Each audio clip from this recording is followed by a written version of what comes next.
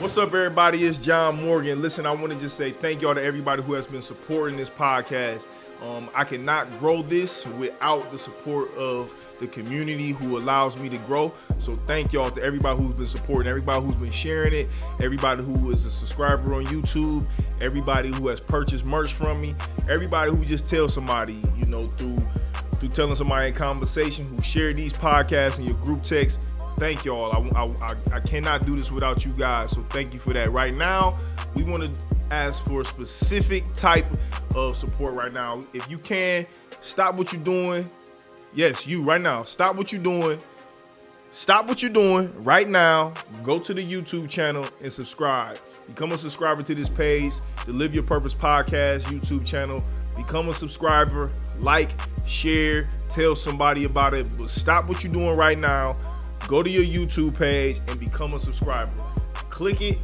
Click subscribe on the YouTube page and become a subscriber of this page. It allows us to grow, and it allows us to touch different reach with different people. So please, if you call yourself a supporter, if you want to continue to see us grow and continue to see us build, stop what you're doing right now. Go to YouTube, click that subscribe button, like, thumbs up, all of that. Please, right now, Live Your Purpose Podcast. Peace.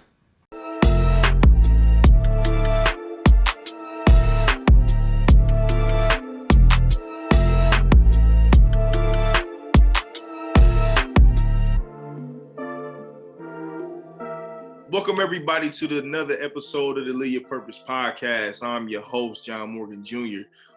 Before we get into who our wonderful guest is today, I just want to say thank you to our community of LYP. We building this thing, and it feels crazy to think that we started in my living room with one iPhone, and my cousin working the camera, my young guy working the audio sound, and we doing a little bit of traveling now. We expanding our guests, and it just feels good to just kind of see this thing continue to grow and continue to see our company build, and just seeing the community of people really take to what we're doing. I genuinely appreciate that. We cannot do this without the community of the people. So much shout out to everybody who's been supporting, people who've been rocking the merch, people who just been checking into each episode, people who just kind of just texted me and called me like, man, I like what you're doing. I love what you're doing. So much love to y'all. I genuinely appreciate that. And I never take that for granted. So without further ado, man, our guest for today, we got Dr. Evan Auguste in the building, man. It's the virtual building, but he's sitting down with us, man. This is actually a repeat. We had some technical difficulties the first time around, but that was a little bit of time ago. So I'm very excited to have him back on. Evan, what's good with you, man? How are you? Yeah, I appreciate you. It's even the doctor feels weird because that's newly minted, right? I just defended my dissertation like exactly a month ago. Been on the job market, about to be a professor somewhere. We can't announce it just yet. People are gonna have to wait for that news a little bit, but I'm excited for this conversation because the first one that's gonna be lost to the archives was a special one, so I know this one's gonna be just as good.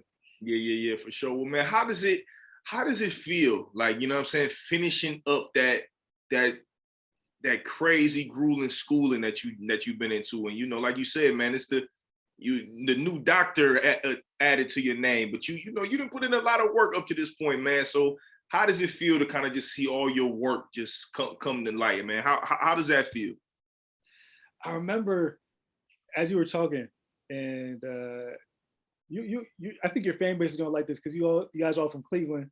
You guys are all from Ohio. Yeah, Akron, Cleveland. Yep. Mm-hmm. Akron, yeah. So when LeBron won his first championship, I remember I have like a flashbulb.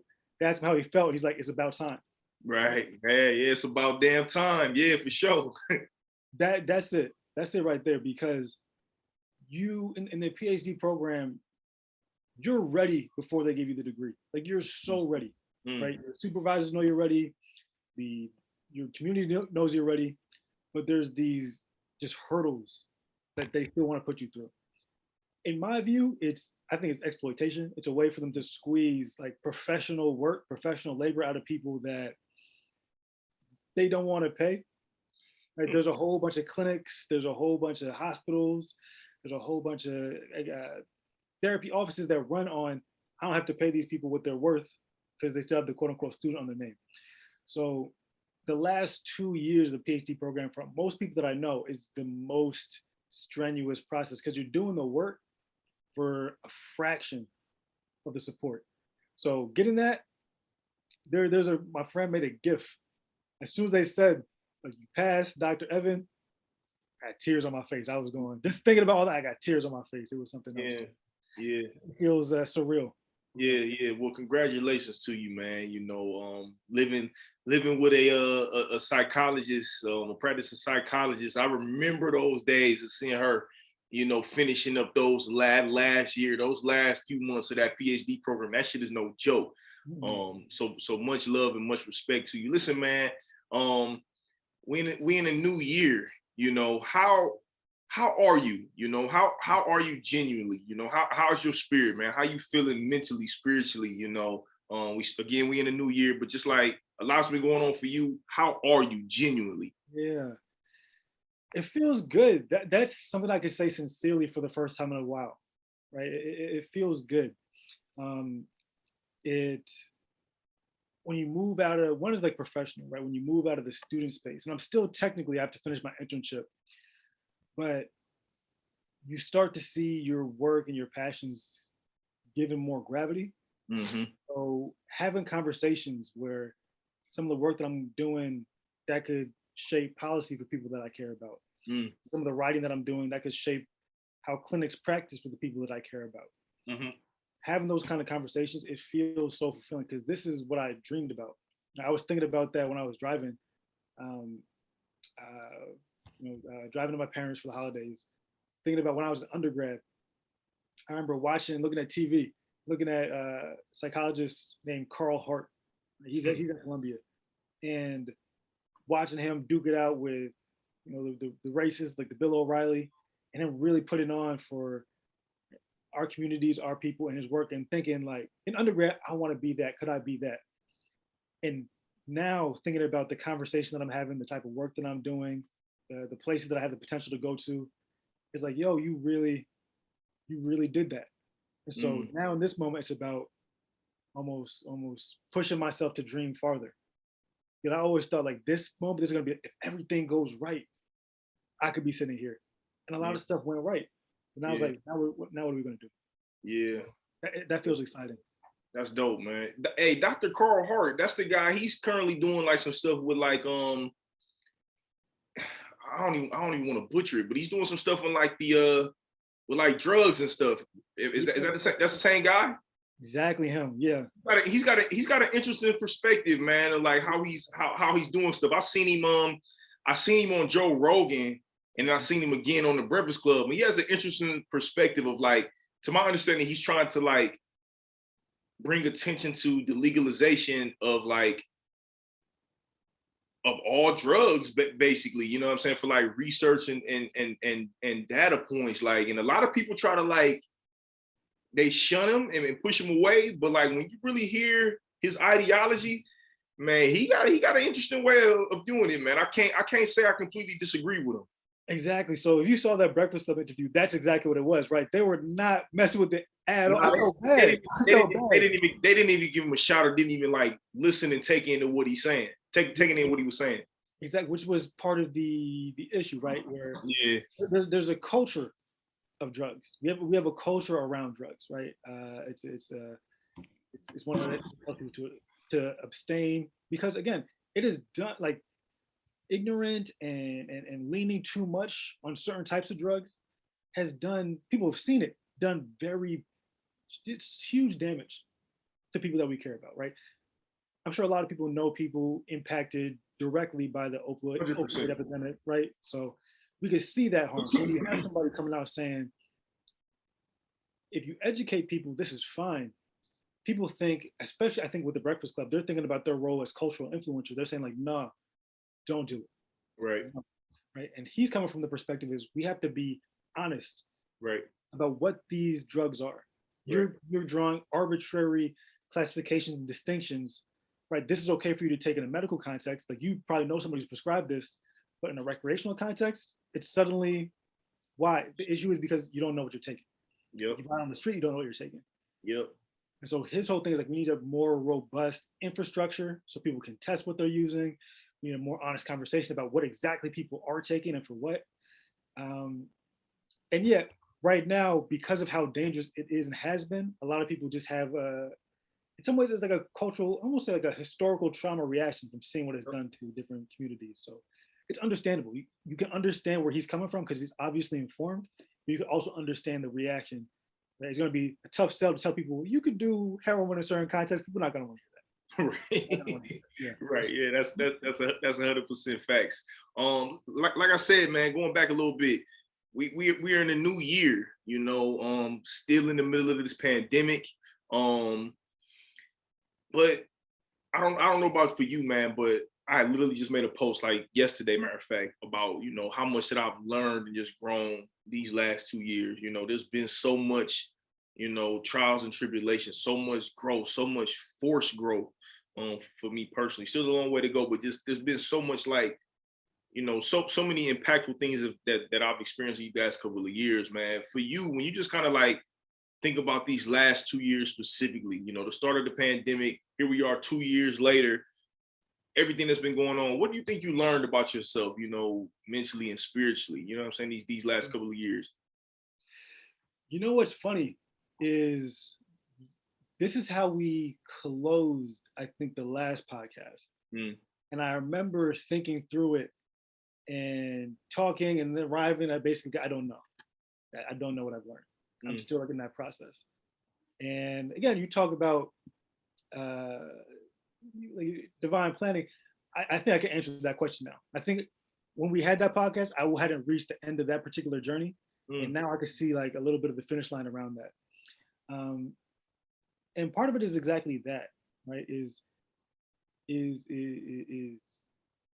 our specific plans. And people say this all the time. Our specific plans, the specific way we expect things to roll out,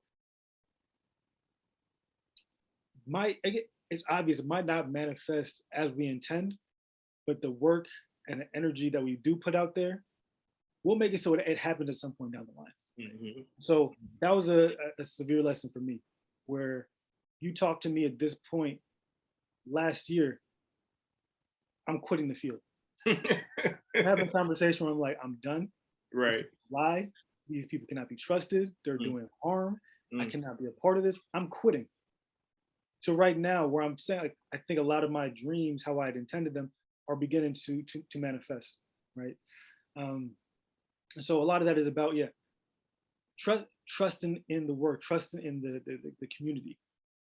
It's not about these institutions. It's not about accolades. It's about putting in work. And if you do that, like your role in society, your role to them, it will make it so.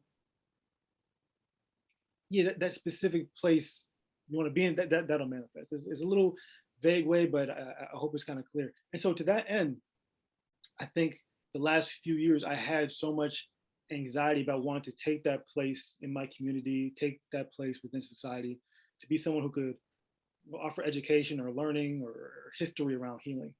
Right? That I always was operating from a place of stress. Like I could lose that. If I don't write this 6 article, I could lose that. That's fleeting. One is me saying that like it's not, nobody's trying to take that from you. We want, right? We just want more people doing that type of help.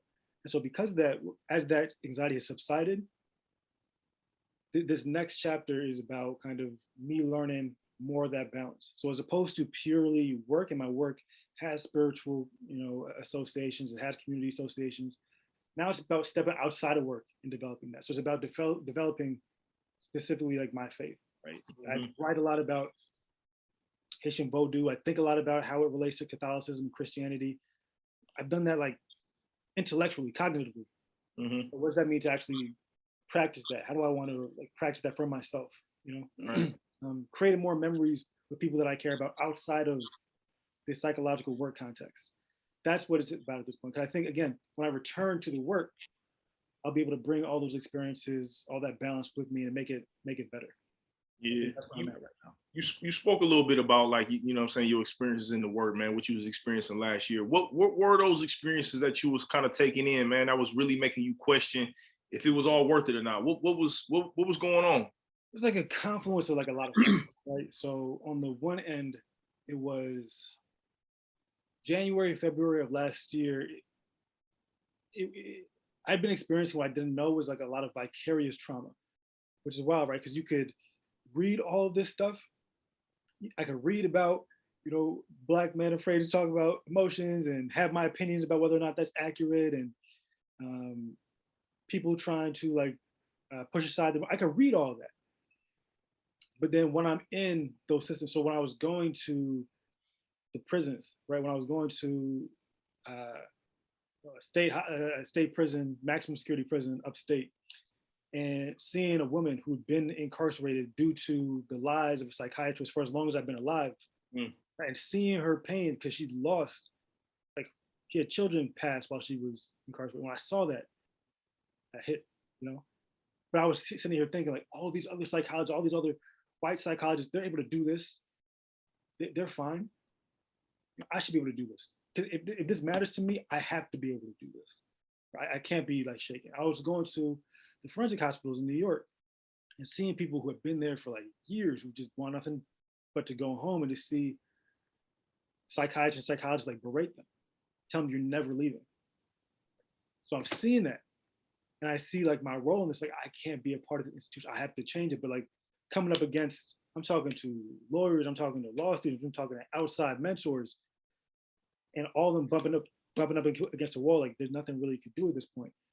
I felt like I was shaking the cage, right? And it got to a point where, again, I would repress it. It would come out. I was talking to the head of my department about it. But the first time, I think in like a month or two, I finally decided I have to talk to him. I was talking, all of a sudden, like, tears at the back of my eye. I had no idea where it was coming from. Tears.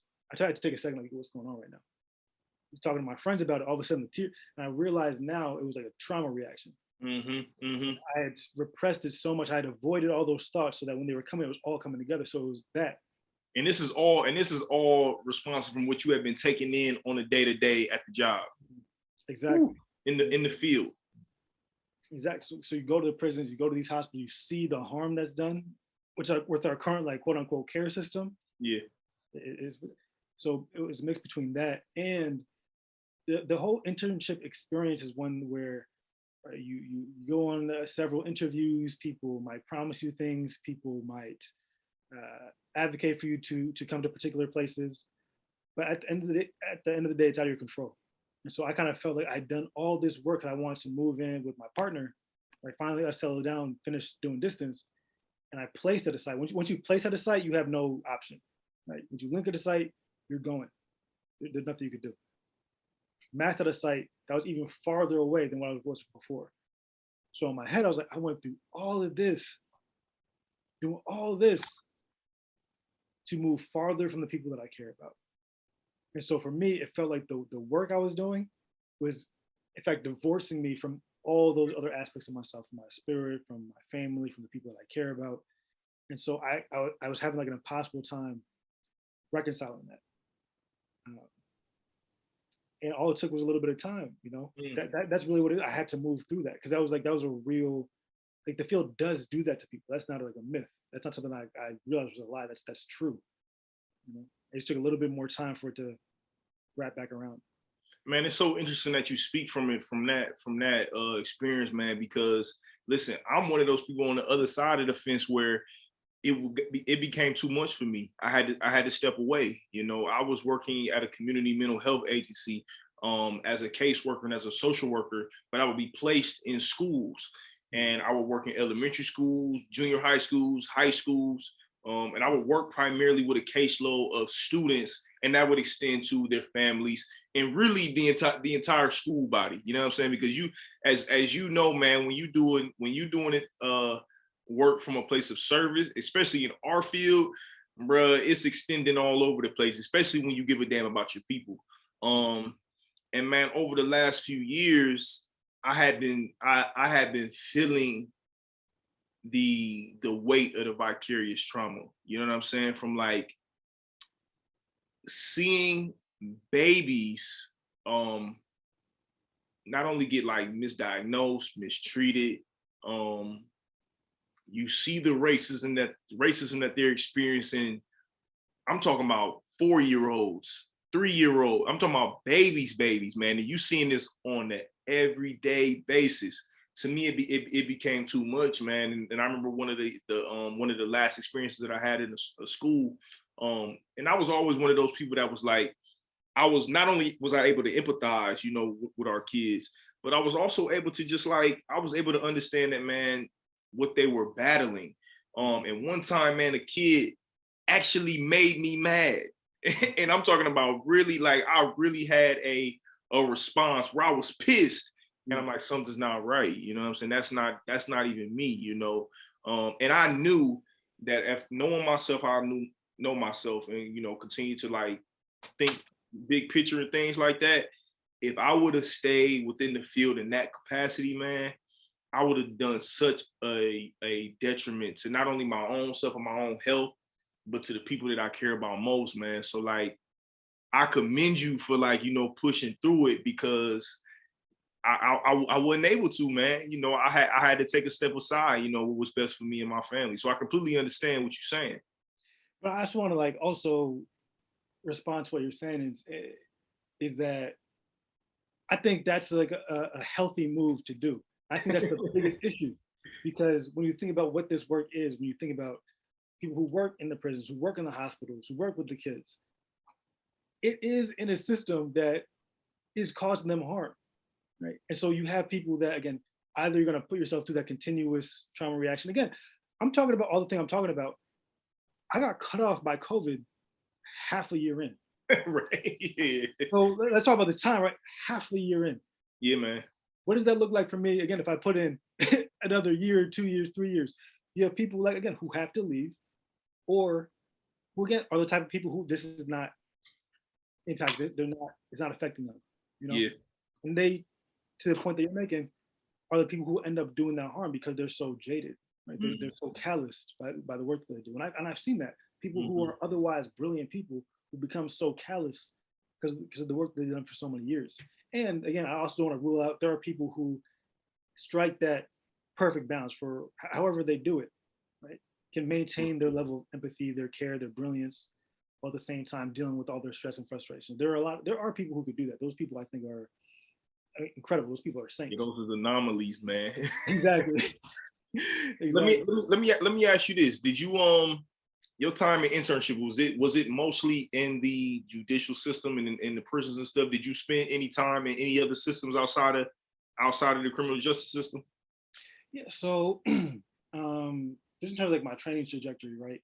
We have in our clinical program, you go through what's called like either practicum or externship. So my first was at a college counseling center, then at an inpatient hospital. Then after that, I was doing a dual placement, one at a forensic hospital, and another with a law clinic where I was doing evaluations at maximum security prisons. My internship right now is with the DC Superior Court Child Guidance Clinic. Oof. There, yeah, it's like you're at a court clinic, so you're going to they have youth. I think it's what is it? I can't remember what the acronym stands for, but basically restorative justice centers for the adjudicated youth. So you might do therapy there. They come into the court for their evaluations. But it's like a similar thing. You can see how the court, I don't say in DC, a lot of policy trying to advocate for youth, but it's in some ways, in a lot of ways, very incomplete. We're giving, maybe saying this kid needs therapy, but then that kid's friend group, those kids' siblings, that kid's parents, we don't think about them. And so people will be surprised when it looks like the therapy is not working. It's because like this kid is nested within a structure of people that have been traumatized. It's not just this kid who saw 5 of his friends shot and killed. Everybody around him saw that too. It's like this individualistic idea that we have about psychology that kind of maintains the negative context that people are in. So what you referring to right now is why I typically I always find myself in a disagreement when it comes to like, we're talking like when I hear people speak about like us as Black people like having the freedom to like make choices and like, you know, the power to just ultimately choose something different.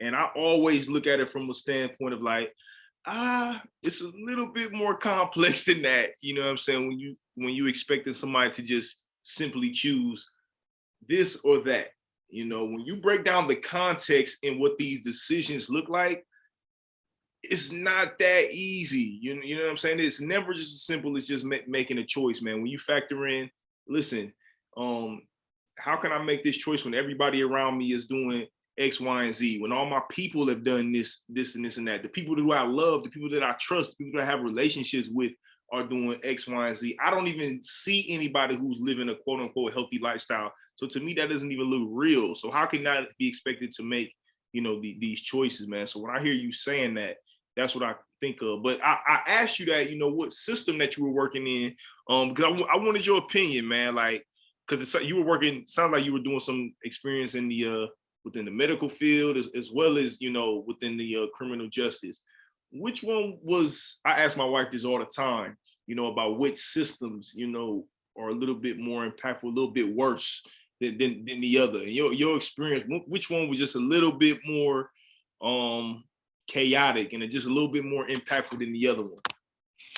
I think it's the same like puddle, right? I think about I don't know if I brought up this quote last time we talked, but like Fanon said, psychiatry is an auxiliary of the police, right? So when you think about the impact of the hospitals, whether they be forensic or medical, right? You think about the core clinic. The job of psychiatry and psychology at that point is to erase people from society. It's to say this behavior is such that you're disrupting society. So our care, like our care concern here, isn't for you, it's for everybody else. So what we do with you, we take you, remove you, do behavioral modification, medication, whatever it needs to be, and then we'll see if we can put you back. But the job there is one of erasure. And watching that is what'll mess you up. Yeah. That's what, because you're seeing what the person needs, you're seeing what the person's saying. And at that point, your job, your mission isn't for that person, at least completely. It's for the perceived need of a society.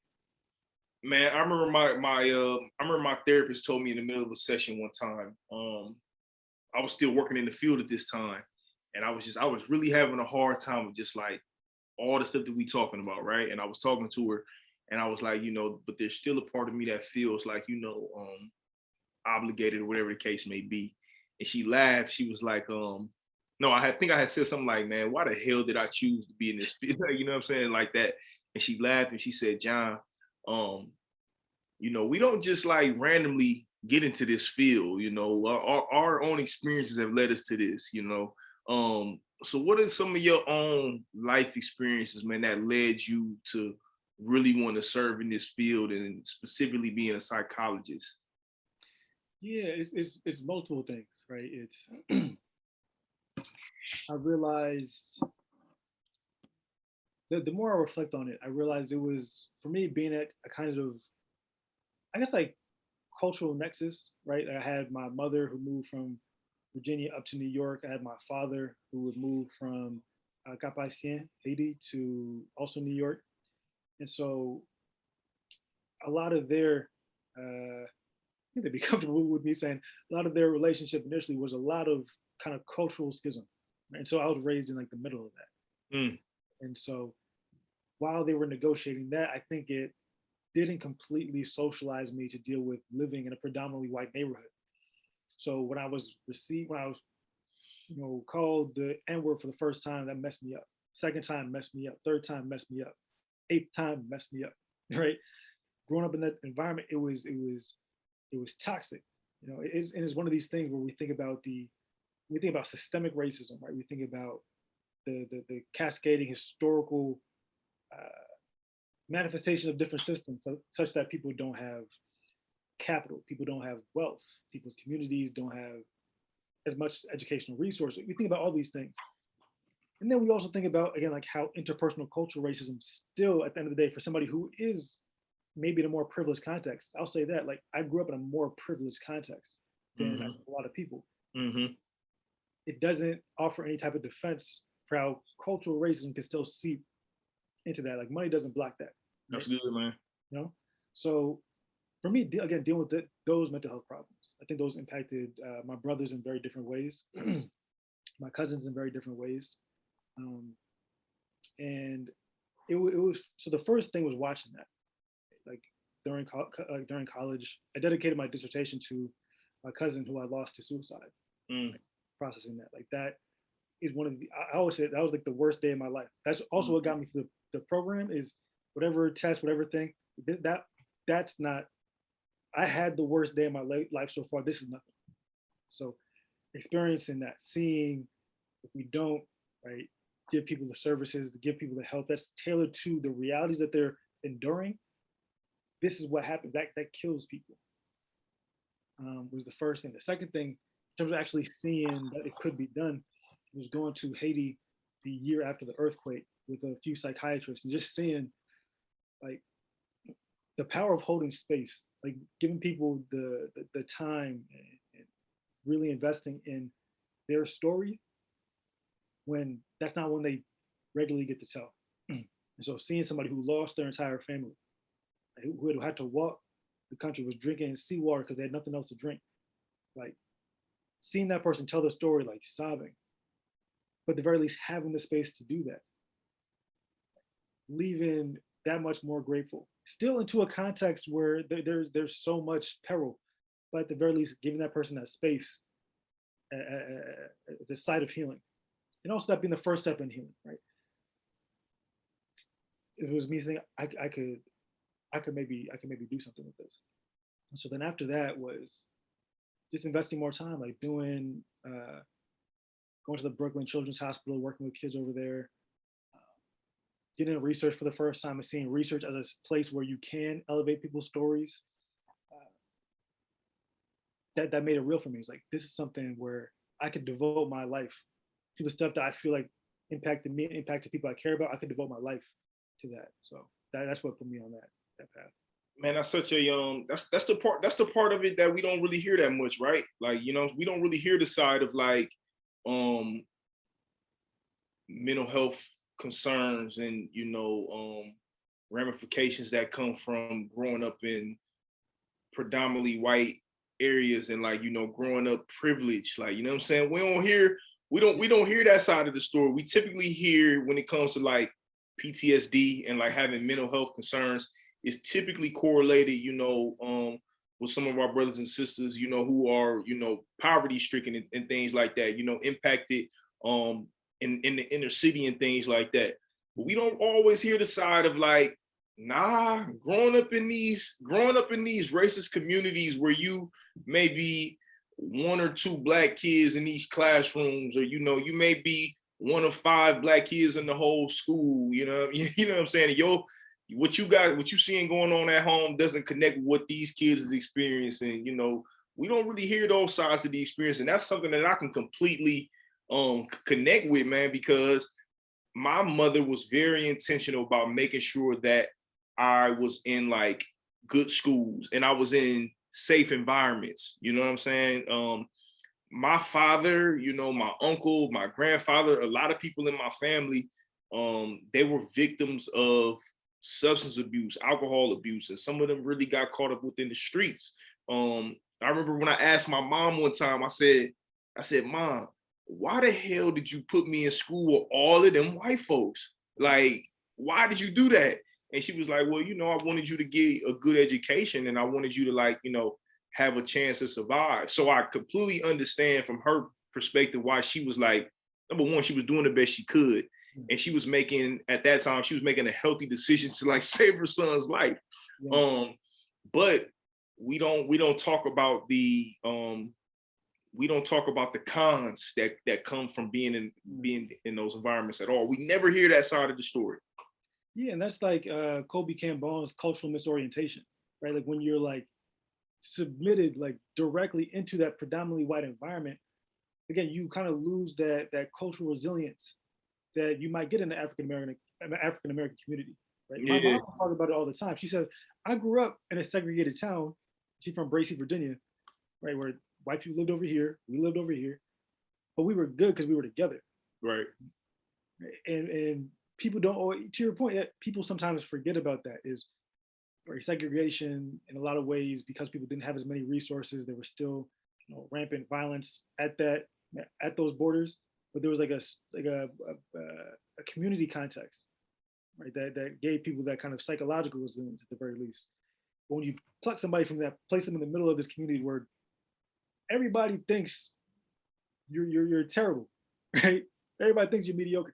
Like your practice for a lot of people's like conceptions of anti-blackness. Your practice for that. Right? Oh, my dad told me about one of you. This is what you are. Right? My mom told me about you. This is what you are. Or the flip side of that, like, you know what I'm saying, when you light skinned in these white environments, oh, you're not like most black people. You're not like you're not like them. Or you're not one of those type of, you know what I'm saying, black folks. And it's like, what? Which again, like to your point, even in doing that, there's an intentional cutting off from that cultural resilience, right? Bingo. It is removing you from that. Mm-hmm. Right. So people don't even maybe intentionally, unintentionally, don't see that type of like cultural wounding, cultural scarring that occurs with that. So that's part of the issue, right? So when I'm walking home, I might have been like 12 or 13, walking home for the first time and get like stopped by the police. I don't know what that is. Right? I'm completely unprepared for that interaction.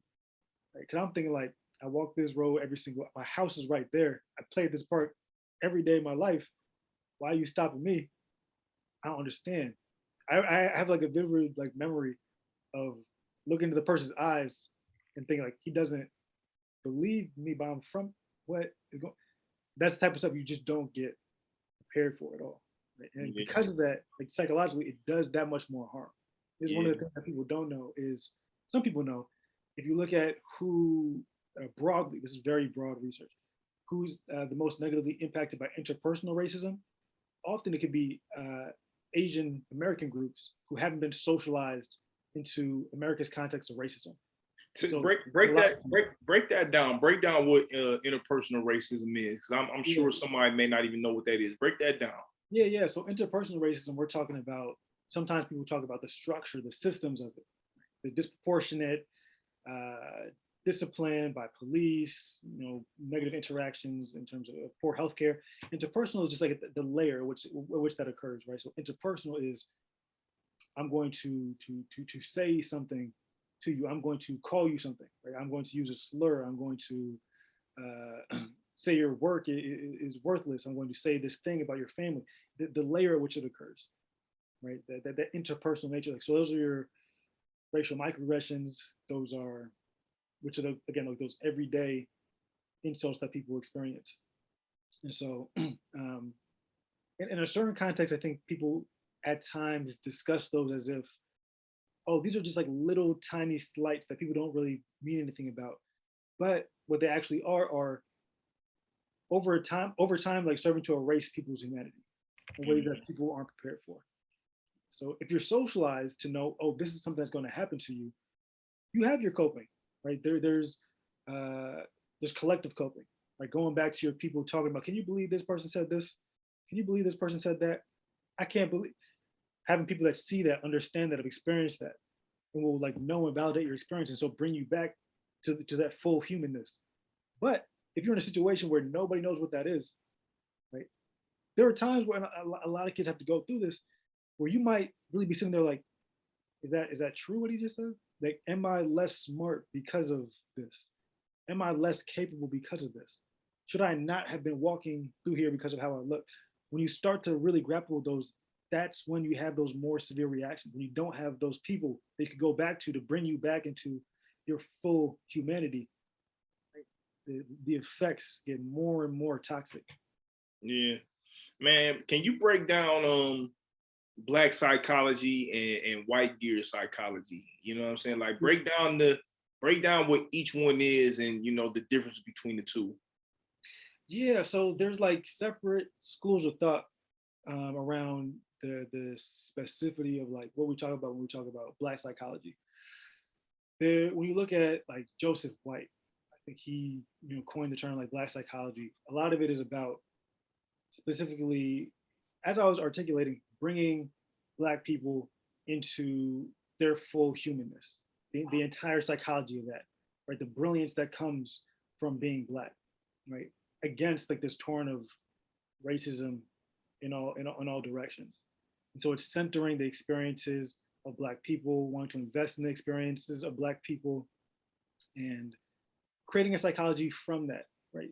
Terms, ideas, mental health problems, mental health solutions, resiliencies that are based specifically in the lived realities, the communities of Black people, as opposed to, right, the way that white people had done it, which was looking at specifically white people, tracing all knowledge, all thought back to Greek philosophy, like allowing ideas around health to arise from that, creating all these disorders. And then there's the second part, which happens with, I'll call like Euro psychology, is transplanting those ideas to all other peoples. So there's this whole idea if a person didn't fully, if these diagnoses didn't fully match onto what they were experiencing, it's because they were less than human. If you look at the first psychologist, if you look at G. Stanley Hall, his whole idea was that African peoples, because they were not experiencing the full range of psychological disorders that we might experience, the full range of emotions that we might experience, these people, they just don't have as much of that brain power. They just don't have as much of that. They don't have as much culture. What year was this when he did this? This is like early 1900s. This is early 1900s. Yeah. So he was essentially saying these people don't even think correctly. They don't think humanly. Exactly. And again, we did talk about this a little bit last time. Like you look at Carl Jung. Carl Jung's idea of the collective unconscious comes from observing Western African populations and saying, this is what it means to be unconscious. This is what it means to be collectively in a state of unthought. When he was talking about African people. Exactly. So when we want to hypothesize and theorize what it means for the human to have these unthinking ideas, these unthinking powers that motivate them, let's just watch these Africans and see how they do stuff, right? Not even thinking about, oh, these people are engaged in an entire complex, interweaving spiritual, cultural framework that's existed for millennia. Like, no, this is nothing. So Euro-American psychology, like it grows from that. And so what people were finding is that these diagnoses, these treatments, they just weren't working. Either people didn't want to engage with them or they just weren't helping. So Black psychology is what I said, right? Looking at, as it stems, wanted to build that from Black people. Then you have African-centered psychology. African-centered psychology seeks to root the beginning of thought, the beginning of health, the beginning of well-being, it's in the beginning of human people, which should be common sense. But it's the idea that as long as people have been, they have wondered about what it means to think, what it means to be, what it means to have spirit. And so we have theories that have existed, that have been cultivated in societies across Africa, and that have expanded, that have informed theories in the Americas, throughout Asia, and in Europe. And so as opposed to creating some type of hierarchy, it's recognizing all the brilliance that has come from all these groups of people over millennia. Let's go back, let's think about that. Let's seriously consider that. So that's the work of Wade Nobles, that's the work of Lyndon James Myers, looking at those ideas and like pulling genius from them. Mm-hmm. And so the work that that we do in the Association of Black Psychologists is that exactly. So you get concepts like, right, like cultural misorientation, the idea of acculturating yourself to a Western perspective that's more based in individualism is a cause for mental health problems. You get optimal conceptual theory from Lyndon James Myers, like the idea that if you base your worldview in one that is one of collectivism, one that recognizes spirit, this is one that might result in a more healthy, cohesive person and also community. So there's a range of concepts, range of constructs, right, that arise when we do this. And what we found when we do our international work is that this speaks more clearly to people's lived experience. What's up, everybody? It's your boy, John Morgan. Listen, man, right now, as y'all can see, man, I got on the new Live Your Purpose podcast merch, man. It's going crazy right now. The t-shirts, I got the dad hats. People always hit me up. John, man, where can I get it? How can I grab your stuff? You got a website, you got a site. How can I grab it? I'm here to tell you, yes, we do have a site. All right, that site is www.lypp.org. O-R-G. Again, it's www.lypp.org. Go to that website right now, man. You can find you can find a link to the YouTube channel. You can find a link to the audio platform, but you also can find where you can shop and grab your merch right now. Again, man, check us out. We got the tees going crazy right now. The dad hats. Expect to see some new products on that site. Go right now, www.lypp.org. Again, man. A lot of y'all been hitting me up asking me about this link and this site. It's available. So do yourself a favor, go through, support, shout with your boy, spend some money with your boy. I know some of y'all still got that PPE money. Come spend some with your boy, man. Peace. And so, like, how has American psychology and white psychology impacted Black people's healing? I would say it's been, I don't want to say uniformly detrimental, but like very, very harmful. I would say that. When you look at the goal, the purpose of psychology as it gets introduced to the US, it's to optimize war efforts. That's what psychology came here to do, not to make people more healthy. It came here to help people get better about choosing which battalion they could fight in when it came to the war. How you can control people. Exactly. Right. The history of psychological testing is one of, let's make a more efficient battle force. And then letting it expand out of that. Like, how do we classify groups of people in our society, in fact? So the origin of American psychology and white psychology specifically, it was not birthed out of a place of healthcare and out of a place of like service and how we can help. The origin of it was not founded on these things. Exactly. And so when you look at scholars in liberation psychology, scholars in African-centered psychology, they say when you look clearly at the foundations of an American worldview, of a Western worldview, it's one that's often based in capitalism, individualism, exploitation. And so it should be of no surprise that the theories of mind became ones that centered those as well, right? Those that advanced that culture. So more than just African people, you had indigenous people in the Americas who are kidnapped and erased in psychiatric facilities because they did not want to adopt American culture. That was the neurosis that they experienced. You had enslaved African peoples erased in state institutions because they wanted freedom. Drapetomania, the specific diagnosis of this person is crazy because they want to be free. So if that's a historical context of it, how has it impacted us today, or how is it impacting Black people today? Yeah, so several things. Like, one, I think what surprises people sometimes is I think there's an idea sometimes that what works for that, even these ideas, because they stem from white peoples, that it serves them. And I would say like it doesn't. So one of the ways that it hurts Black people is the same way it hurts, I think, all peoples, is that there's such a strict focus on work, on the healthy individual as a worker, as a laborer. Right?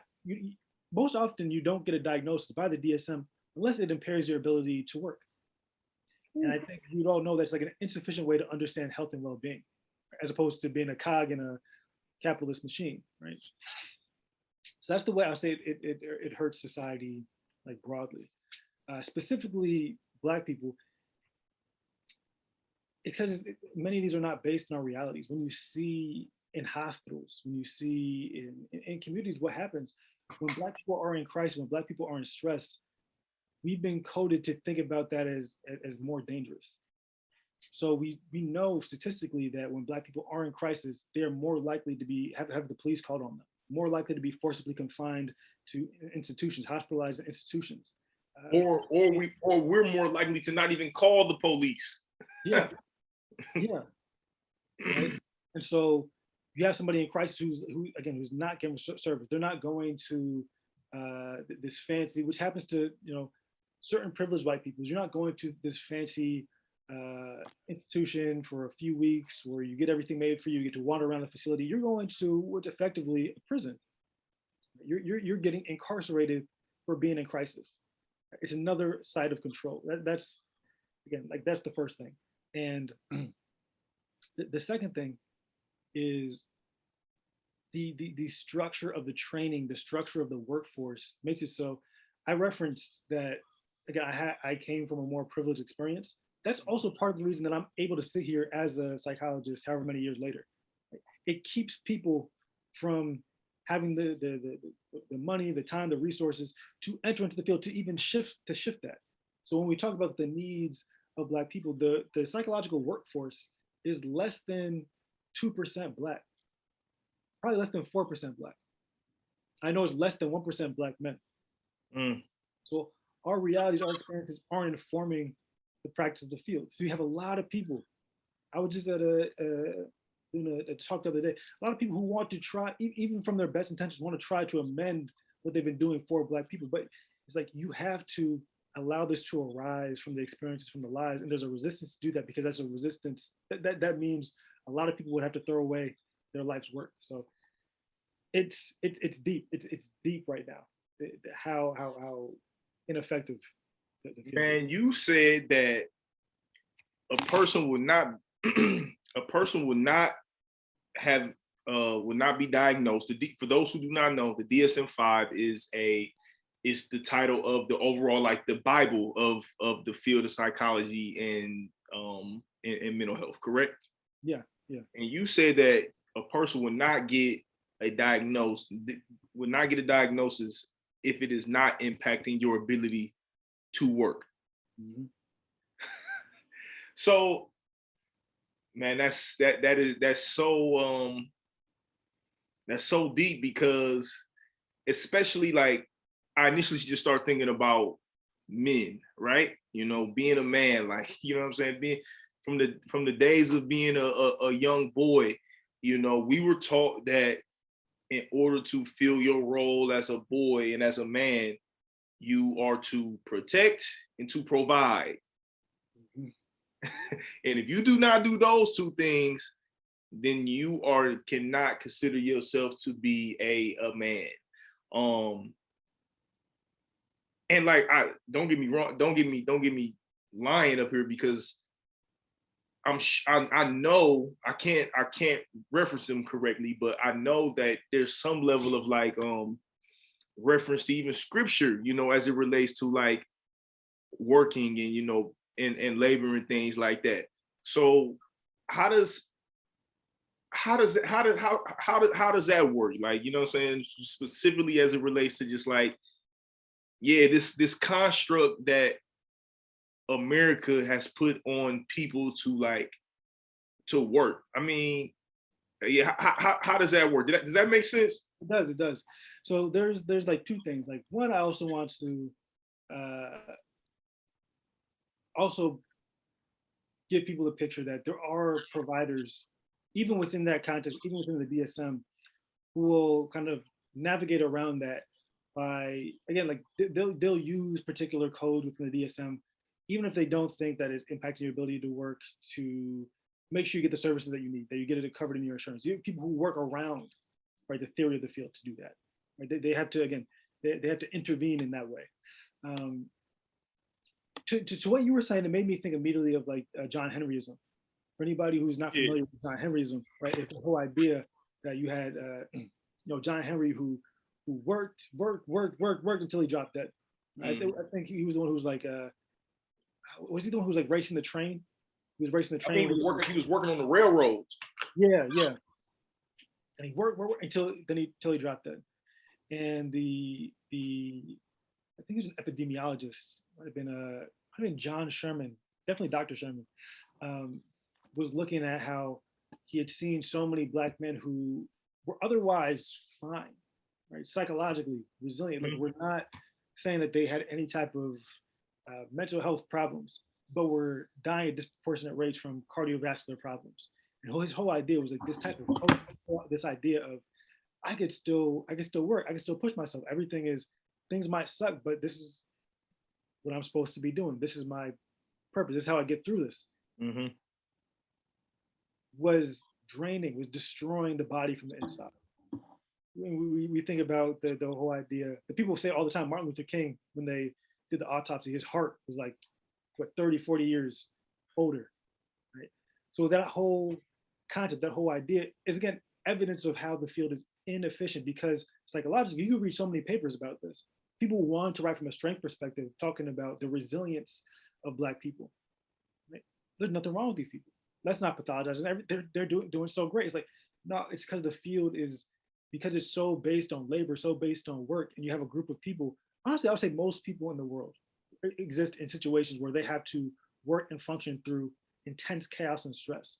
If I think what's going on in Haiti, you think about what's going on in regions in South Africa, what's going on in regions in Ethiopia. Right? You think about people who are persevering through otherwise chaotic contexts. Right? So to base it so strictly on, can this person get up today? Is this person vocalizing sadness? It makes it so the field is incapable of attending to the needs. So I'm sure somebody gonna hear you, hear you breaking this down, and they're gonna say, well, if we ain't supposed to be working, Evan, what the hell are we supposed to be doing? Mm-hmm. And your response to that would be what? It's two things, right? It's two things. Because one, I think it's unfair of me or unfair of anybody to put that onus so much on the individual, because at the end of the day, that's the context, right? So what's it say for me to say, no, the way you're thinking about this is toxic, the way you're thinking about this is broken. Yeah. And you still have to get up and go, what's that gonna do for you other than make you like a little bit more sad, which is why right. People have rationalized their life the way that they do. So for me, it's a larger kind of cultural project. It's about like more of a kind of collective understanding, right? I think about specifically within the US, and you look at other places in the world, specifically within the US, we have a terrible relationship with work. It's how we understand and define ourselves. Even aspects of and it's tough because I get motivated by these people too, but aspects of the grind, the hustle mentality. Right? There are motivational videos that people probably see on YouTube, like you gotta want success more than you want to breathe. Right? Those I don't sleep. I don't sleep because the sleep. So aspects of that, right? That's toxic. Because we live in a society right now, which is one of the wealthiest in the world. We have resources, we have money, right? We have time, we have space for all these things. And these are things collectively as a body of people, we decide to shift away from. There's also obviously, there's aspects of oligarchy in terms of super wealthy people not wanting to share their proportions of wealth that really informs that context that people are currently negotiating. But it begins there. I think it begins with us recognizing that part of the way society is structured is because we bought into, again, this capitalist, this Protestant work ethic idea. And if we look tangibly at the material, the health outcomes of people that we're sharing community with, it is bad. We know people who die before they're supposed to. We see it so clearly.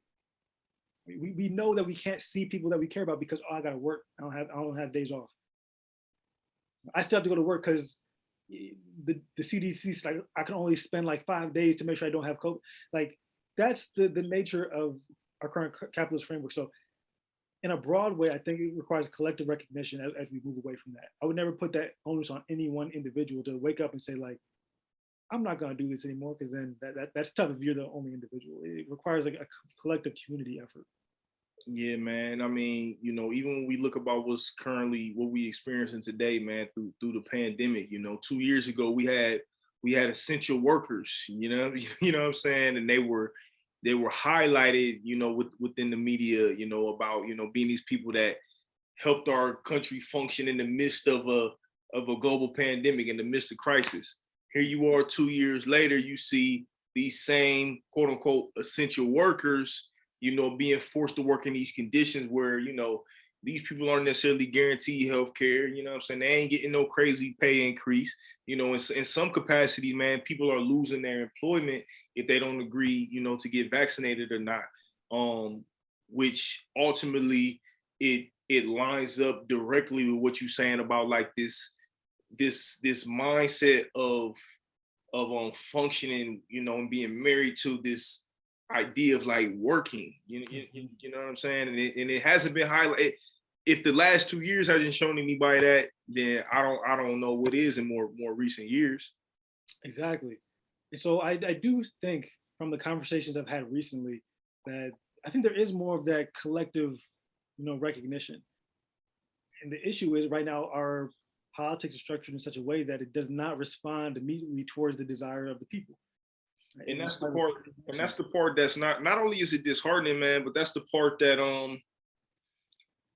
that's when I say disheartening, that's the part that really impacts our mental health. And that's the part that, you know, ultimately impacts our overall livelihoods. It impacts our day-to-day relationships with our family, you know, our spouses, our partners, our children, and ourselves. Like, you know what I'm saying? And that's the stuff that ultimately will deteriorate you from the inside out, man. And listen, bro, that's the reason why, you know, I stepped away from my 9 to 5. Like, you know,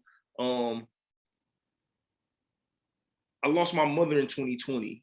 And my mother was she was one of the most hardest working people I ever met in my life. Like, my mom would pride herself. She was like, man, I've been working since I was 15. Like, you know, I always had my own money, I always had my own car. I always did things to like take care of myself. And she, you know, she was a labor worker, you know what I'm saying? She worked at Chrysler for 15 years, you know what I'm saying, type of thing in the automotive industry. So she was a little lady. So she put in her work. But I knew from having a close relationship with her, how that impacted her spirit and how it impacted her physical capabilities. You know, it impacted her to, you know, be able to really carve out space for herself. You know what I'm saying? Like, and from seeing that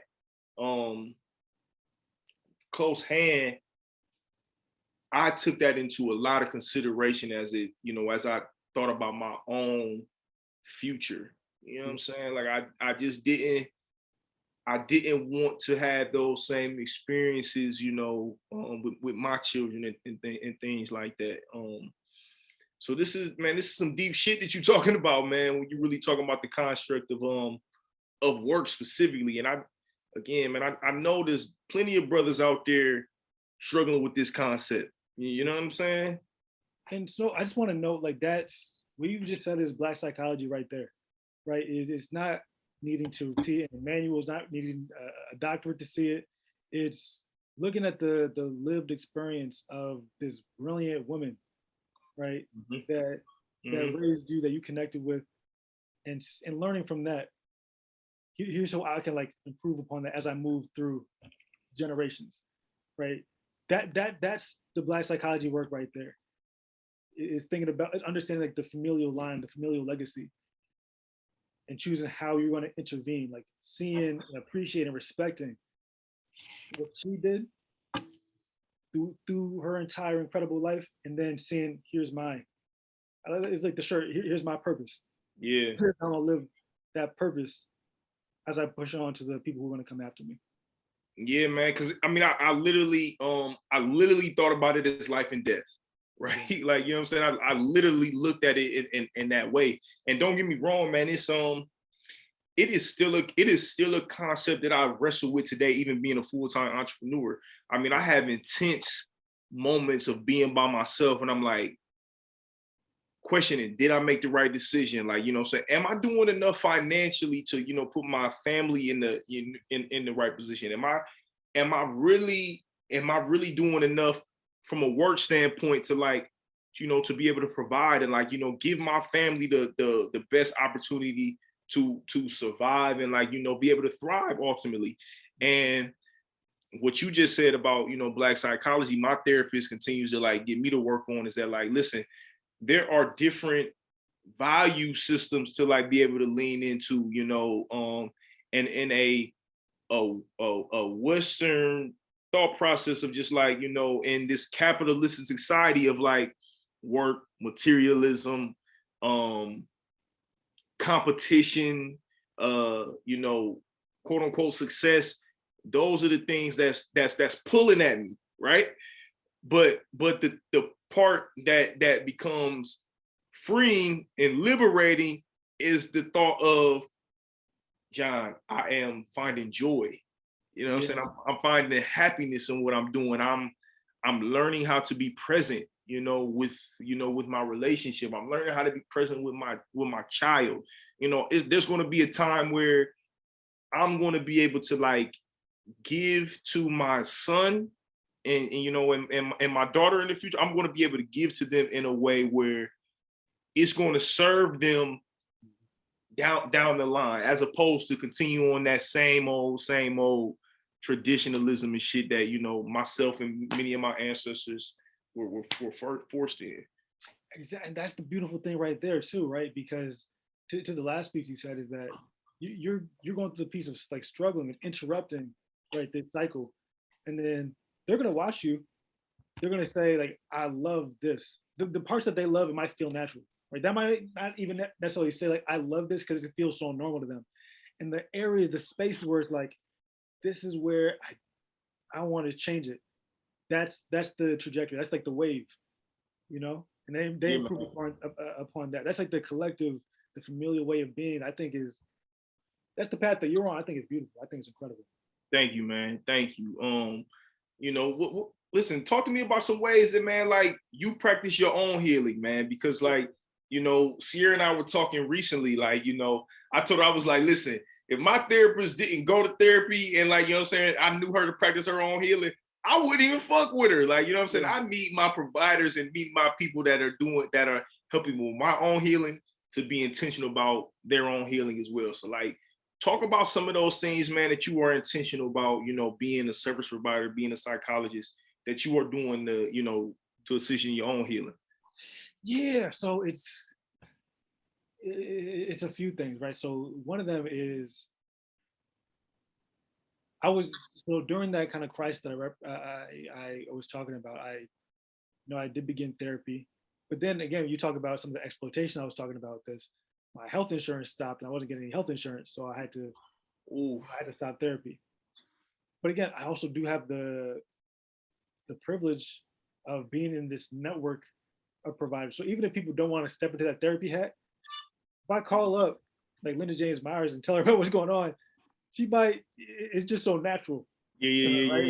Like there are a lot of people in this field. Like once you start, we'll do that for one another. So having that community, leaning in community. Right? I don't have health insurance, but like me just like practice active listening with somebody that I care about and ask if they have the space to do that for me. If they don't, like maybe ask somebody else. Right. So leaning on community. Some of the Salbona healing circles that we do. Right. So the Salbona healing circles are that rapid response model for racial trauma that the Association of Black Psychologists developed. One of the things I love about that model is, you know, during, what was this in response? This was in response to the images of Haitian people at the border and the abuses that were going on there. And I remember on the last night, this is my third time doing them, I was exhausted. And they gave me the space still to step out of the role of facilitator and into the circle and allow the circle to be a part of that group of healing. So I was telling people like at this point, I'm just burnt out. I feel there's so much work to be done. I feel like it's difficult for me to make space, right? To preserve the other that balance that we're talking about. That's not work. When it also feels like you're so called to it, right? When you can recognize that there, because of the state of the field, there isn't that many people doing this work. Yeah. Right. Going into that space and having a community of people that will hold you through that. Right? So seeking out healing spaces, right? Seeking out people that could hold space for me outside of the traditional therapy context until again, I do get my insurance situation figured out and I do want to start that up again as well.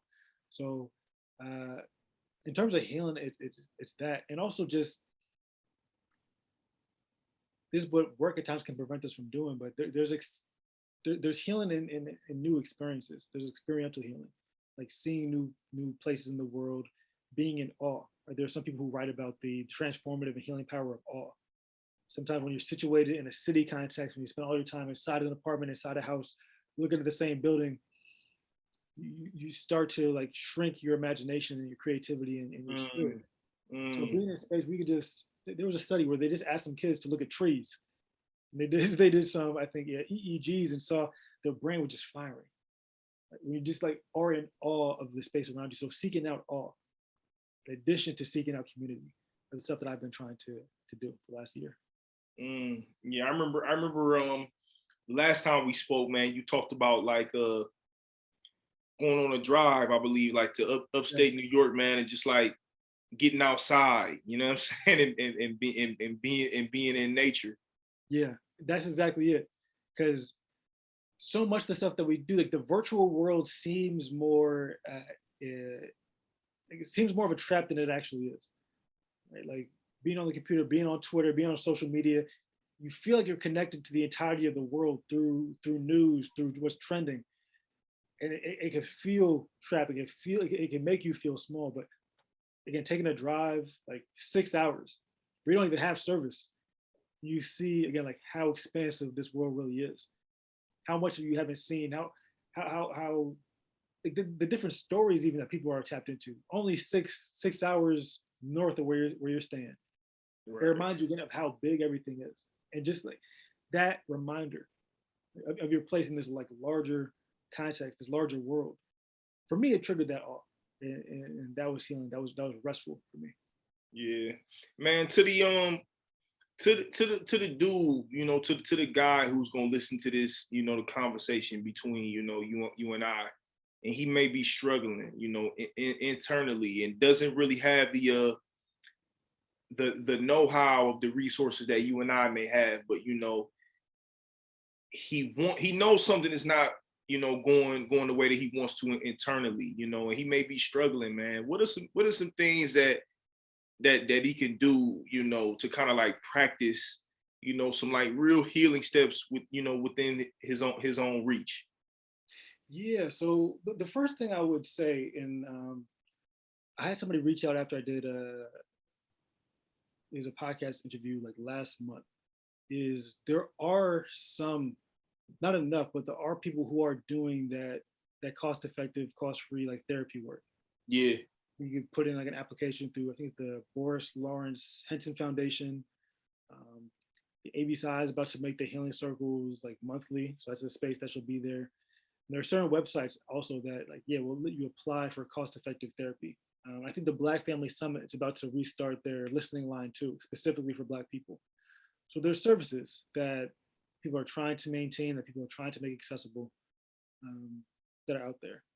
In terms of the steps that they could take, I think that's a journey, and this is the issue. Because again, there are so many of those therapists and healers and practitioners who are great like media people, because they could give you like the 1, 2, 3, 4. Here's the training tweet. I love Dr. Tamer. I respect Dr. Tamer so much. I learned so much from her. She's like has however many hundreds of thousands of followers because she's great at that. And I realized like my approach to it isn't that, because I think people are so individual on their journey. So I always hesitate from offering like broad advice because it might misalign with what somebody needs in that journey. I think that at times, yeah, it can be harmful when somebody gets advice that's like misaligned with their journey. So I want people to know that, you know, to that person who's listening, you're going to be at a distinct place. So I said what it was for me, it might be radically different from what it is to you. My thing is, I always go back to community and searching out like perspectives. I always go back to reading, to talking, because you'll find your experience. Once you see yourself in somebody else's experience, right, aspects of that journey, that next step might become a little bit more clear. That's what I always say is you find strength in the community that you can connect to, whether that be like your peers, whether that be in history, the people that wrote on this extensively in beautiful ways. There are people that could help you identify that next step in the path for you. Yeah, no, that's good. That's good, man. I find myself telling people things like that, you know, very things very similar to that, which is like it ain't no quick fix, man. You know, healing and like, you know, accepting your process in the healing is exactly that, man. It is a process, and what I'm learning is that there's never really an end. Yeah. You know, there is no finish line. You know, even when you think that you got something under wraps, you find that there's deeper levels and deeper depths of things. Like, you know, so I agree wholeheartedly with you, man. That it is it is a journey. You know what I'm saying. I think that if somebody's listening to this, man, if they can accept that they want to like do something intentional about their healing and their journey, man, that's a big step in itself. Yeah. You know what I'm saying? Because that takes a lot of insight and a lot of you know, acceptance and a lot of like vulnerability to even, you know, to even go there. So I would agree with you wholeheartedly, man. You touched on it a little bit, but like break it down a little bit more, man. Like, you know, the side bonus circles and like, you know, AB size influence and things like that. Like break both of those down for me, please. Yeah. So when it comes to AB Psi, one of the reasons I got like really into them is it's in reference to what I was saying before, right? In terms of it doesn't feel fair sometimes to place so much on the individual within an oppressive context. AB Psi is an organization that's like built on that.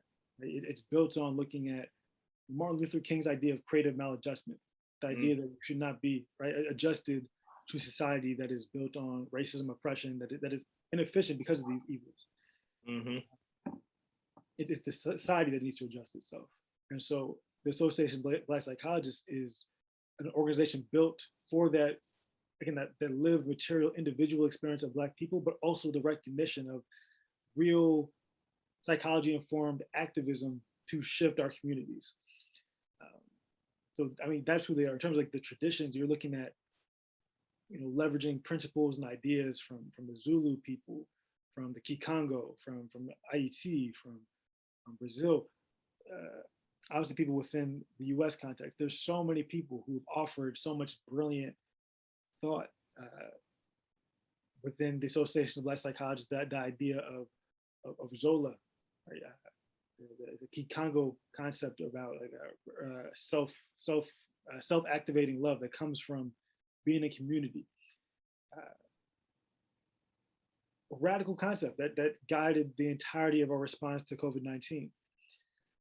In terms of the Sal Bona Healing Circle, the Sal Bona Healing Circle intervention, that's an exact manifestation of that. So the Sal Bona Healing Circles arose when you had Black first responders in New York specifically going to the professional organizations and saying, we're going to work and seeing this disproportionate death with these nurses, these doctors, these officers, and we're going home and this is happening to our families too. People around us, they're impacted, they don't understand the way that we're impacted. So the Black Family Summit asked the Association of Black Psychologists to create this healing model.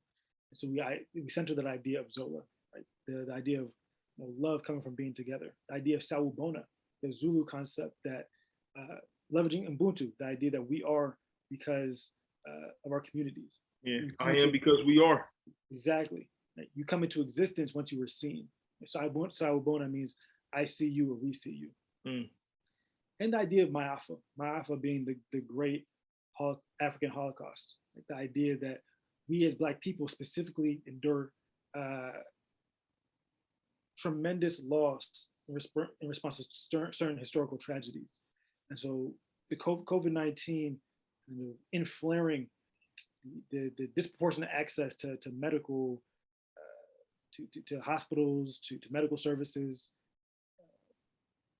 the poor access to nutrition, all these things were understood as a Ma'afa.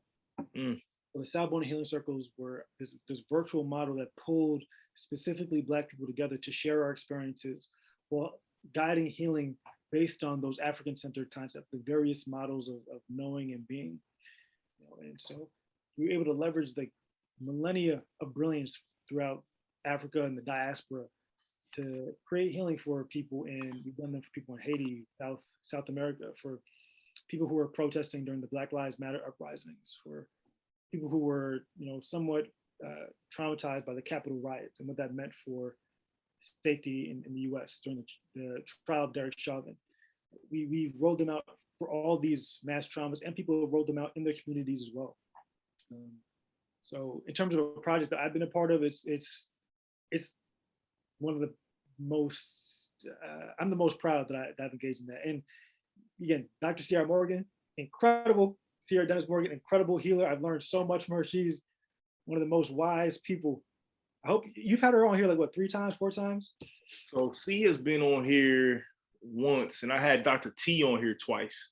Yeah, you gotta get her on here again. She's amazing. She's so amazing. I keep trying to get her to come back on, man. You know what I'm saying? She gonna listen to this and be like, she gonna wave her hand like, you ain't trying to have me. I'm like, girl, I'm not. Yes, we want you back on, but please believe, there is no live your purpose without Sierra. Sierra is very much, the foundation and a lot of the brain power that people see as we, continue to grow and build this thing. It is very much a we thing. This is not just a me, you know what I'm saying? So let me continue to give my lady her flowers on that. Exactly. You talk about what, again, we've been through just the last few years. I know a lot of people doing the healing circles were understandably intimidated about offering healing in that context, about the type of stress they would be seeing. And Dr. Sierra is just somebody who's so confident and comfortable in the idea of healing that whatever presentation, wherever she was needed, so just tell me when, I'm there. Yeah, she man, she's different, man.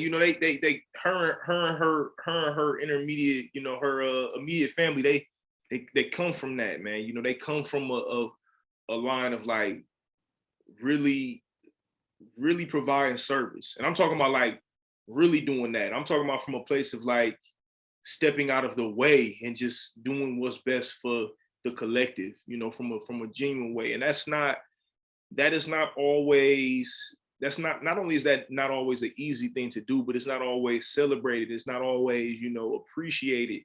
And man, it takes a lot of like courage to be able to do that. So they come from, a long line of being able to do that, man. Cause she's been able to just teach me, and educate me on a lot of things. I'm talking about like organically though, you know what I'm saying?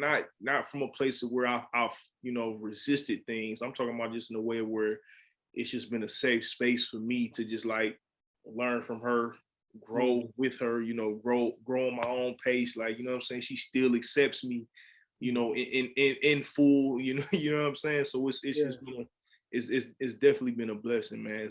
So shout out Dr. C. Shout out Dr. C. This is the power couple right here. Well, we try, man. We try. Listen, man, Evan, man, this has been wonderful again, bro. I'm glad we ran this back. You know what I'm saying? I'm super excited for people to really be able to like hear this stuff that you're talking about, man, because it's necessary, man. And there's also like there's what I've been seeing, man, especially these last couple of years, bro. Man, it ain't never been this many, of my homeboys and just dudes that I know, man, that just reached out to me about like, yo, John, I think I want to go, talk to somebody, man. What can I do to kind of get connected to like my own healing? And even if it wasn't necessarily, from a therapeutical lens, it's like, yo, I want to like, being more intentional about, my own mental health, you know what I'm saying? My own shit, you know what I'm saying? And that's something that's not coincidental. You know what I'm saying? And I'm very much just appreciative of, cats like yourself, man, who really doing the work on the front line.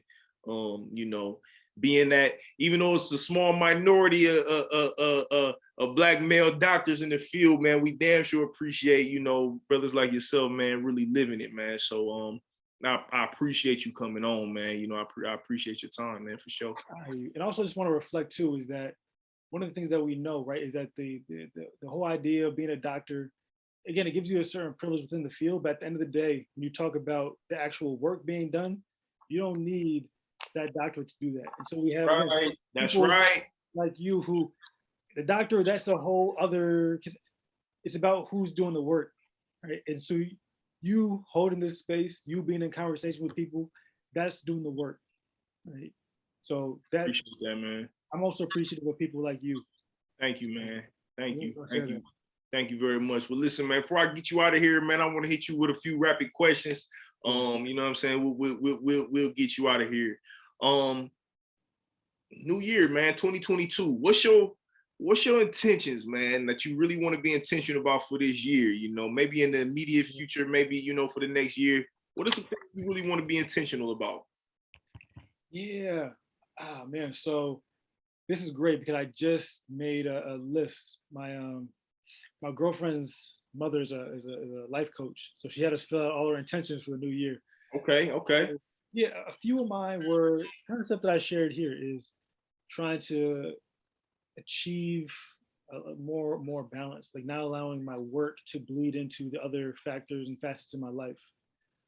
The second one was to create new experiences with my friends that are not based just in, again, like my work. You have people who are supportive of me, like, you know, writing and doing different things. But now that, again, I'm going to have more balance in my life, wanting to create experiences and memories with them that's not related to my whole persona as a psychologist. The third was, and this is difficult, I'm sure, honestly, both of you probably experienced this given what you do, but is to spend more time with people out of that are filling, as opposed to people who uh, feel more obligatory, right? People who drain a little bit more of you, ask a little bit too much. Again, that like psychologist person, right? So people who are just as equally filling. So being more intentional about my friendships like that. Yeah. And some simple things too. I'm trying to learn how to cook. I'm trash. I could burn.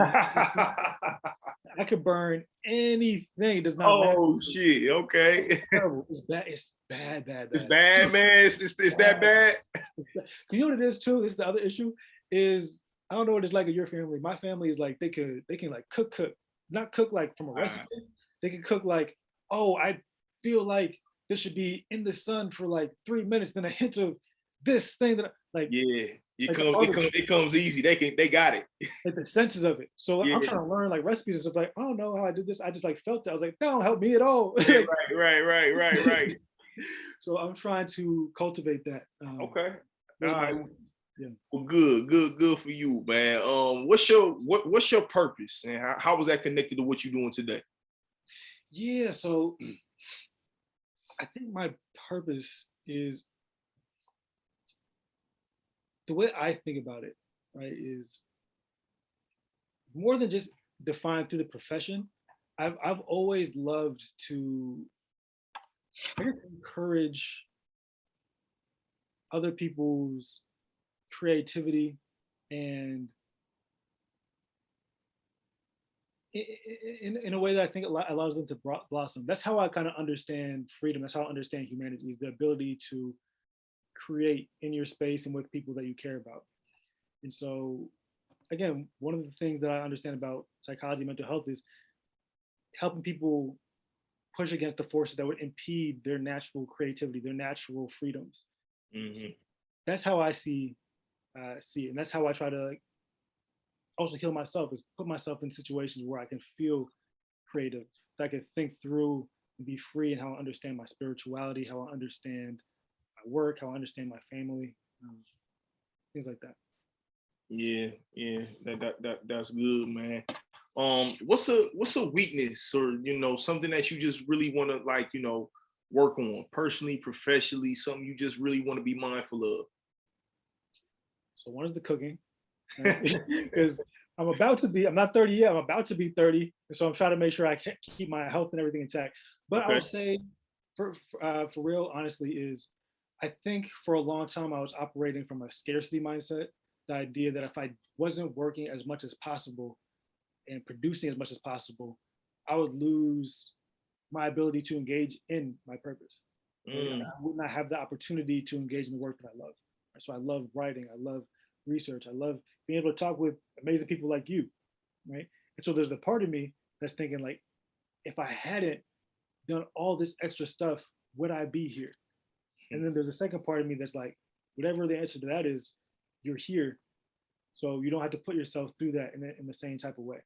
Right. So trying to scale back the efforts of the work that has to be done. And the tough thing that I grapple with sometimes is that there are certain situations in which if I don't do a particular type of work, it's not going to get done. There's very few people offering free healing groups to Haitian people. That was part of my stress when the assassination and the earthquake and then the border crisis was that, like, if I don't do this, I don't know if this gets done. So me trying to carry that understanding that I'm trying to have the energy to do this work for a lifetime. So whatever it might be true, I have to center what I have capacity for in a given moment. Right. What's something about you people be surprised to know? Oh man, I'm surprised to know. You know what's tough is that I've done a couple of these, and I feel like I always do the same surprising fact. But I think I might have said this last time even. Like, so I used to do, it's two things. I used to in college, a big track runner, and I was in a little rap group. Nobody will ever find those songs. There's a reason I'm not doing that anymore. So nobody will ever find that ever. Hey, if somebody listen to this right now, if y'all got proof of Evan bars, man, send them, man. We gotta hear that, man. Listen, they're gonna need to talk to me after they hear those. That's the thing. That's right? We could do some trauma-informed therapy on that. I got the chance. We opened up for Wale, and we opened up for Dead Prez. So that was dope. Shit, you were straight, bro. You was good. It was a little bit. It was a little something. Okay, all right. And then like the running stuff, I did a commercial with Usain Bolt. So there was a little. I remember you told me that. Athlete, yeah, that was the one. That was a little athlete musician thing, but okay, all right. Hey, those not small feats, bro. That's a big deal, man. That's a big deal, but that's lightweight hard. I can't lie, man. I can't lie. That's fire. Yeah, that's fire, man. We rolled those mediocre bars as far as they would take us. So we could. Hey, if y'all got to open up for Dead President Wale, though, bro, that's saying something, man. That's some, that's doing a little something for real, man. That's big. I can't lie, but I can't even clown you on that at all, man. I can't. What scares you? Hey, what I said last time, heights. That's what I said last time. I remember you saying that. I said heights. You saying that. I think because like some of the more like intentional work in terms of the more emotional or meta ideas that people might have around opportunity or this or that, those I just take what comes to me. So it's sincerely the only thing that gives me like actual like terror is heights. If I'm too high in the air, I do not function. Can't do it. It does not work. Okay, what's your favorite quote? This was the one, and this was the one I told myself like, oh man, I should have had one on deck. And I asked you to push this one. I remember I asked you to push this one. Come back to it. Yeah. I think I always struggle with the. You know what I'll say actually? It's funny, like the different again, like the synchronicity around things. I was talking with my father about this exactly, about this lack of balance. And this is actually reproducing itself, which is funny. And he said, this is like my graduation from elementary school. It was my graduation from elementary school. And he kept asking me, what's your quote going to be? What's your quote going to be? What's your quote? I would not tell him. I don't remember this. I would not tell him. I refused. Like, no, you got to wait. No, you got to wait. No, you got to wait. He was so excited because my dad, he, again, like a doctor, expecting like some philosopher. He's like, I was expecting like Confucius. I got up there and I said, I think I read this in like some children's book. It was like, take the time every day to do something silly. He said, again, as I was talking about my struggle with balancing work and not wanting to put something else, he told me this story. And so I'm recognizing this reproducing because I want to pull something out like, here's my favorite Lupe Fiasco verse, here's my favorite Jay-Z verse, here's my favorite. Yeah. No, that's good. But the thing, again, I think there's a reason that story was shared literally yesterday. I offer that. Like, divine order. Exactly. Make sure you take that time every day. That's very, very important, man. You know, that's what I was talking about when I was talking about like finding joy in what I'm doing. I was talking to my little cousin yesterday on the phone. We was talking for maybe like 20, 30 minutes. Him and I are really, really close. And we were kind of just talking about our own kids or whatever and talking about having more kids. And he said something, he was like, bro, I don't know what it is, bro, but you seem way more happier. Like, and I was like, man, you know what? I appreciate that, bro. That is a hell of a compliment. I will take that, man. You know, so it may sound minute what you're saying, but that's very, very important, man. To find joy in doing silly stuff and just, having a really good time, man, for no reason. What's the best advice you ever received? I remember this. This was on my first internship in college. I can't remember the exact way it was phrased to me, but it was, again, I was like 18, and it was like, just, again, it's like simple, but it's like, just try to do the thing, right? Like, I think there's a whole bunch of, this speaks a little bit to what I was saying before, right? I love music. Some people grapple with, do I want to be a rapper? It's like, you don't have to decide if you want to be a rapper, just try rapping. Yeah, that's good. That's good. That's good, man. That's good. You don't have to decide if you want to be a psychologist. Like, just go hang out with these psychologists, see what that's like. Yeah, we have so many people in our community doing so many different things. Just try a little bit of it. Not everything has to be like, this is who I'm going to make myself. And in fact, we tire ourselves a little bit too much to this work. So try it out. See if it sparks that for you. That's good, man. That's good. If you want to be an artist, man, you just create art. You know what I'm saying? That's very good. That's very good. Last question. You can call your 20-year-old self, knowing what you know today. What would you tell yourself? Yeah, it might relate a little bit to what we said at the beginning of this, in terms of, I think at 20, this is in college, I was probably going through some of my deepest depression. Like, around this specific, me feeling like I did not have this type of purpose. Me feeling that like my purpose had already left me. Me feeling there were things that I wanted to do that I was just so far from. I was just like disconnected. I could not find value in the things I was doing and who I was. But I just received, right, like a couple years ago, like that piece of advice. So I was experimenting with different things. And so I think it would be me telling myself to like have faith in that. Right? Have faith in that. Also, letting him know that the Knicks not going to win anytime soon. So there's a little bit of both of those. Bro, you talking to a Browns fan, bro. So listen, bro, I get it. I get it, brother. I get it completely, man. You know what I'm saying? So don't feel bad at all, man. Yeah, don't feel bad at all. Listen, man, Evan, man, this has been fantastic. I really can't thank you enough, man. I genuinely appreciate you, man. Much love to you, man, especially as you really starting to roll out into your career, man. I really look forward to just continue to see your trajectory, man, your evolution. If there's any way that I can continue to help serve on what you got going, please don't hesitate to let me know. You know what I'm saying? I definitely I would love to be able to do this in person, man. You know what I'm saying? Anytime we in the same area, bro, let's sit down and do this in person. You know what I'm saying? Let's sit down and like really, do this and bounce energy off of one another, man. Let's do this in person for sure. Yeah, you just told me, Dr. T was on here twice, so that's the record. So I'm going for the record. So all right, that's a bet. I got you on camera, bro. So exactly. What I'm saying? I'll pull this out on you if I need to, man, for sure. I got you recorded. Okay, I bet. Well, listen, man, tell everybody, what you got coming up, your social media tags and things like that, where they can find you, how they can kind of get connected to the Side Bonus Circle and things of that nature. So I'll say this straight up, right?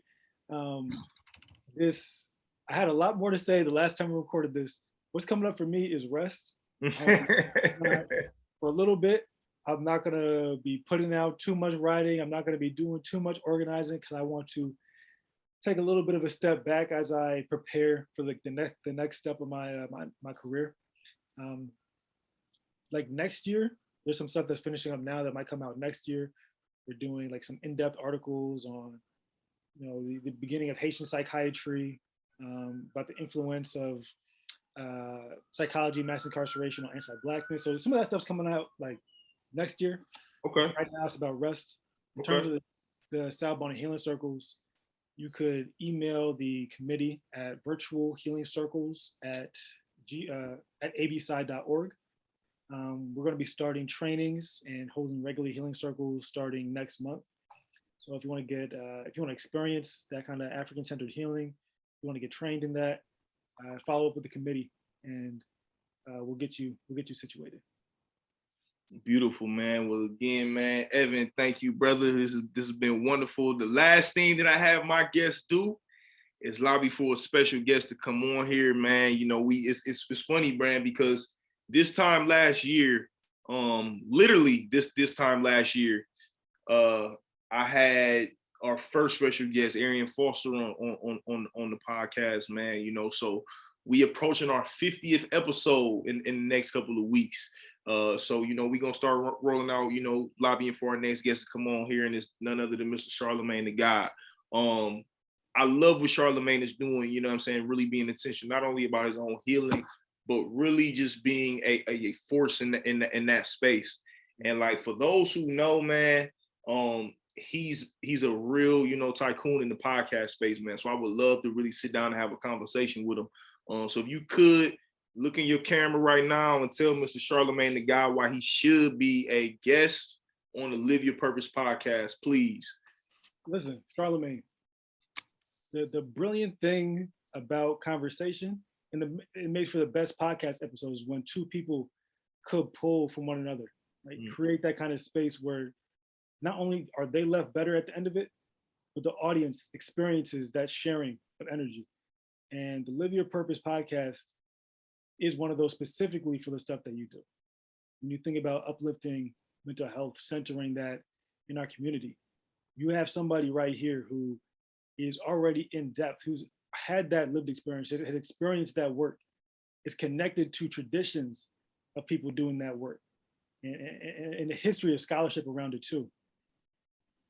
You bouncing energies off one another, continuing that work, can only have a positive effect. So I look forward to that conversation when it happens. I'm gonna be listening. I can't wait. For sure. Well, listen, man, thank you for that, man. I'm looking forward to it again, man. Shout out to the LYP community, man. I really appreciate y'all. We got a lot of good things coming out. We got some new merch dropping next week. We also have a couple of events that I'm going to be announcing here really, really soon. Again, LYP, we growing, man, and just going to continue to see this thing through. Evan, been wonderful. Much love to y'all. LYP, peace.